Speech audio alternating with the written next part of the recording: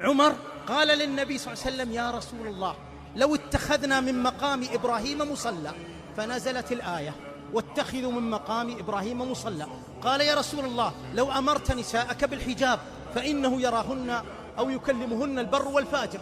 فنزلت آية الحجاب. قال لنساء النبي صلى الله عليه وسلم لما اجتمعن عليه في الغيرة، قال: عسى ربه إن طلقكن أن يبدله أزواجا خيرا منكن.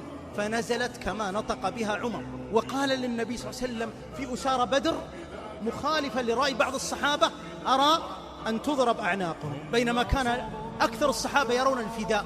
فنزلت: ما كان لنبي أن يكون له أسرى حتى يثخن في الأرض، تريدون عرض الدنيا والله يريد الآخرة. يقول عمر: لما جاء عبد الله بن أبي إلى النبي صلى الله عليه وسلم يخبره بموت والده رأس المنافقين، فأعطاه النبي صلى الله عليه وسلم قميصه وجاء ليصلي عليه.